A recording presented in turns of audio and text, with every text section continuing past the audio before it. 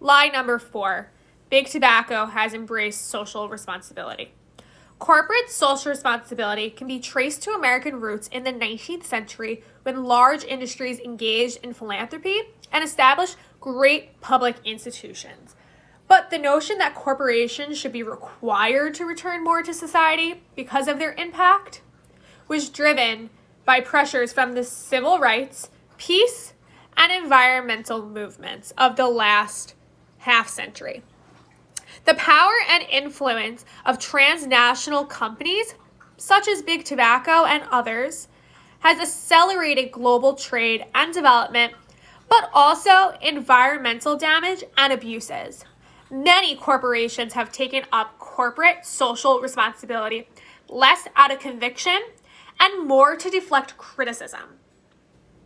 Specifically, after the surprises of the 1990s for the tobacco industry, which was filled with lawsuits, release of internal company documents, increasing restrictions on public smoking, legislative investigations, and growing political pressures to regulate the industry, which harmed investor confidence and share price, which in turn, the tobacco industry turned to the idea of corporate social responsibility. Philip Morris has chosen to present itself as an ethical business. In 1996, its CEO, Jeffrey Bible, defended the company in an address to its employees. I believe passionately that we are right, and let me tell you why. We are right because for millions of people, smoking is a part of an adult life. We are right because cigarettes are legal products. What some people may not understand is that we are an ethical company. Our tobacco business may be controversial, but we are principled people who are honest and straight dealing. That is an absolute critical part of our corporate culture. So we decided to check out Philip Morris USA and Altria Company's website to see what they are doing for social responsibility. According to the website, they define responsibility by the action a company takes to address society's expectations. Some of their initiatives include helping to reduce underage tobacco use, supporting cessation, and government affairs. As far as curbing youth usage of tobacco products, one way we have seen the strategic usage of corporate social responsibility as a ploy is the industry's support of federal Tobacco 21 policies. The website states, Altria is committed to being part of the solution. In addition to our long-standing efforts, we supported legislation to raise the minimum age for all tobacco products to 21. We believe this is the most effective step available to reverse rising underage e-vapor rates. Would a company truly invested in ending the e-cigarette epidemic among youth purchase a company like Juul, who has been running youth-centric campaigns? According to a February 12, 2020 New York Times article, Juul Labs, the vaping company that has long insisted it never marketed its products towards teenagers, purchased ad space in its early days on numerous youth-focused websites, including those of Nickelodeon, the Cartoon Network, 17 Magazine, and educational sites for middle school and high school students, according to a lawsuit filed Wednesday by the Massachusetts Attorney General. And we haven't even discussed Success 360 yet. According to the Altria website, through the Success 360 program, Altria invests in leading national and local nonprofit organizations that serve kids and their families.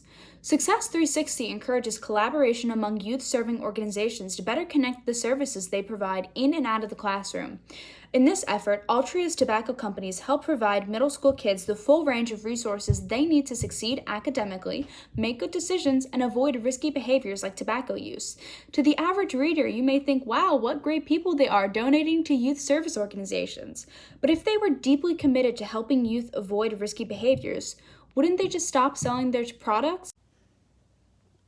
Finally, let's talk about government affairs, again based on the Altria website consistent with our vision and the Altria way.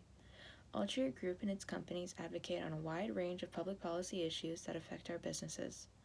We do this through responsible and constructive engagement with our government officials, retailers, wholesalers, adult consumers, and other stakeholders.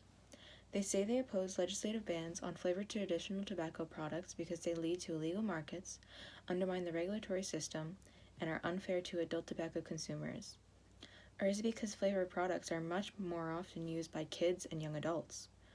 They say that they oppose excise tax increases that are unfair to adult tobacco consumers, create additional incentives for illicit trade, are costly to legitimate businesses, do little to solve systematic state budget problems, and can lead to less stability in the state's finances? Or is it because we know the price directly influences youth initiation of their products? According to research by Campaign for Tobacco-Free Kids in 2018, tobacco company PAC contributions to federal candidates' 2018 election cycle was more than $1 million. And in 2018, the tobacco industry spent $23.4 million fighting protections that will save the lives of youth in America. The tobacco industry continues to seek corporate respectability, despite being responsible for deaths of millions of smokers worldwide every year. If Big Tobacco wanted to truly be socially responsible, they would just stop selling their deadly products. Thanks for watching. Remember to tag Mobilize Against Tobacco Lies in your posts.